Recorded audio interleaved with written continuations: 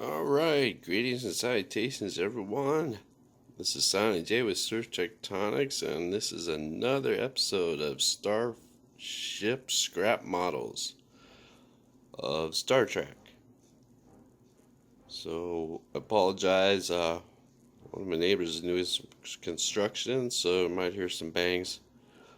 But in this episode, we'll be covering two classes of Starship. This is the EXEDOR,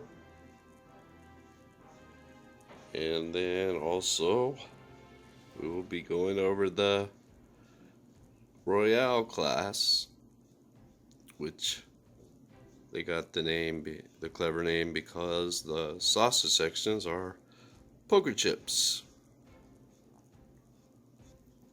Okay, so starting off with the EXEDOR Starship. This is a battleship class. It's produced in the 2270s. Came online in the 2280s. It was a sister Starship design build with the Excelsior, but this is the combat version. And its hull is covered in an average of 13 meters of ablative hull armor.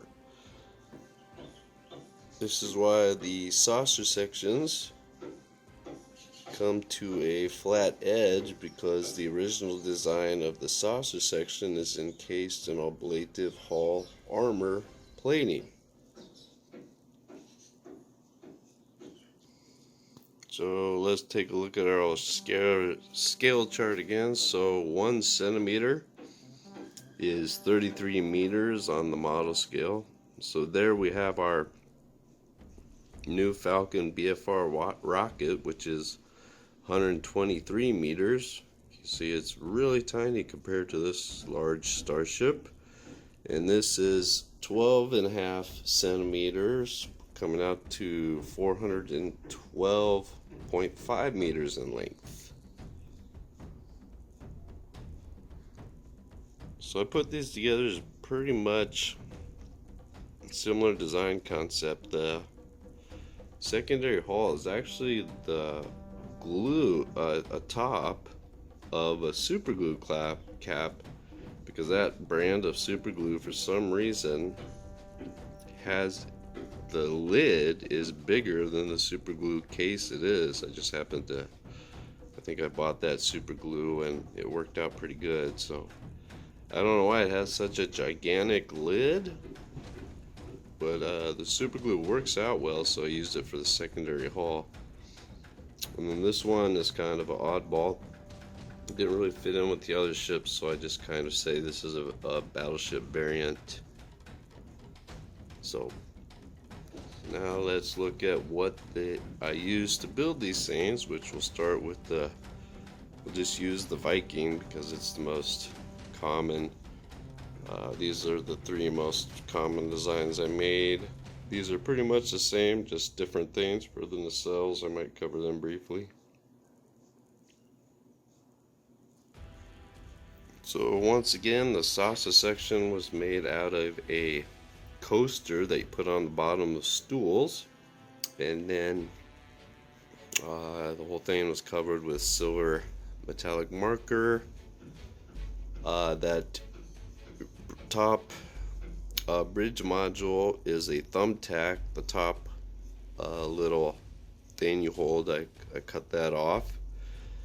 Those two phaser arrays, those are paper matchstick tips. And then in the 2290s they were starting out with phaser strips, so that also is a part of a zip tie for that side phaser strips. And it also has phaser banks on the front edge of the saucer section, those little red dots. Yeah, just smaller phaser banks. And once again, the nacelles are made of the front of the nacelle. That is a Bic pen, the top of a Bic pen that holds the little ink tip, and that back part of the nacelle I believe is from the inside of a mechanical pencil pot or some kind of inner mechanism of a pencil or pen. And the pylons are actually in two erasers from a mechanical pencil that I just covered over with silver marker. So yeah, that's it for the dorsal top section. Alright, so there's a side view. So the reason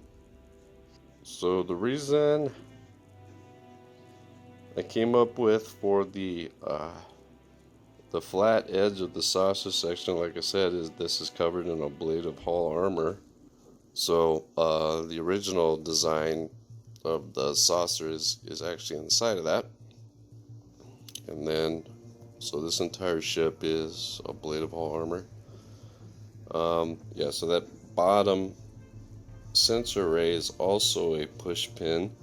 The top red one for the bottom sensor array / phaser array.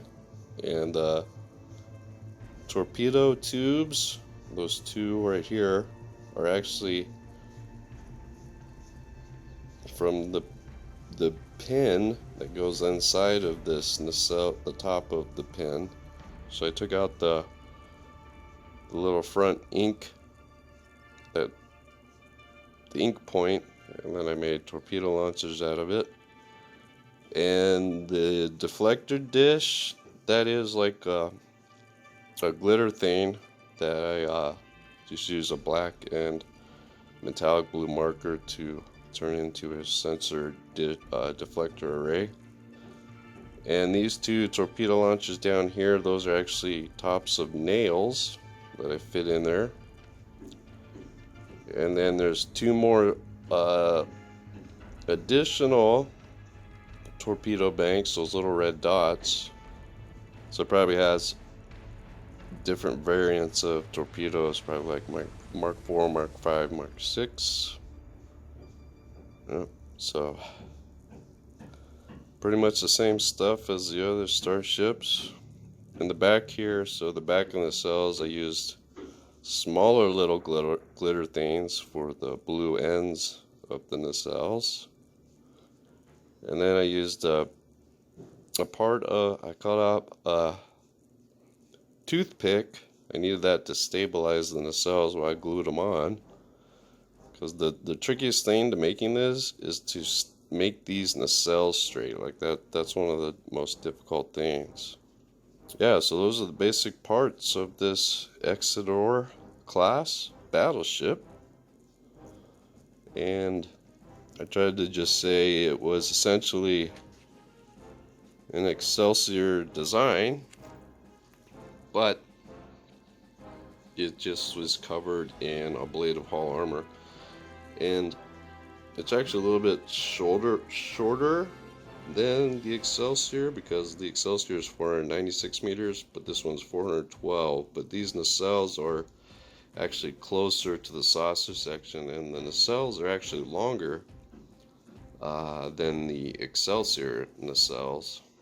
So the reason I said for that is because it's such has more mass with that ablative hull armor, needed bigger nacelles, and of course the nacelles themselves are covered in probably I think like 5 meters of ablative hull armor casing. So these are not trans warp, these are just enhanced warp. So can gets a velocity of 8.2, but it has faster impulse velocity, meaning you can get to full impulse speed really quick. And probably I would say the reason it's a little bit shorter than the Excelsior is to make it more maneuverable. Let's follow over. So here's a couple other ones, basically the same thing, except this one has a couple mega phaser cannons on the top. This one actually has a phaser strip. They were slowly integrating them in the 2290s. This one has a red phaser strip all the way around, and Yeah, I labeled it NXC because this is actually the United Federations of Planets Treaty Organization, which is the military branch. So this is Starfleet Command Expeditionary Force Combat Fleet. So yeah, this one really has longer nacelles. So I'd probably say this one is probably capable of transwarp. Also, you can see I cut a Lego piece in half to make a triple phaser strip on the top, and then some plastic forks on the side for additional phaser strips. And this one has another phaser strip on the front of the saucer. And then the oddball one. So this guy, same thing, covered in a blade of. So this is the secondary hull is Legos, right? And so then I made those are giant torpedo launchers on the bottom, and they launch out in clusters of 3 volleys at a time. And then the deflector array is also a Lego thing. It's the USS Sedona.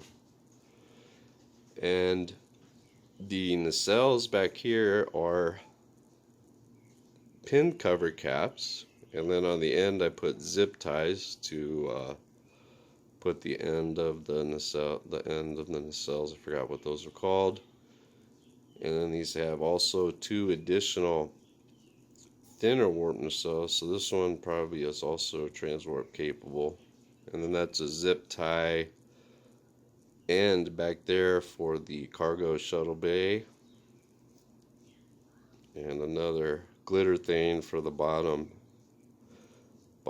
array. And then this is actually just one of those flat tacks with another glitter thing for the top, and those torpedo launchers on the top. I believe those are inside a different type of mechanical pencil. Yep. So then, yeah, a lot of markers too. And I had to actually, to make that design on the saucer section, I kind of use a little math and rulers to get that to come out evenly, even though on the real Star Trek model ships there's way many of those lines, but you know, it works. So yep, that's the EXEDOR class battleship combat version of the Excelsior.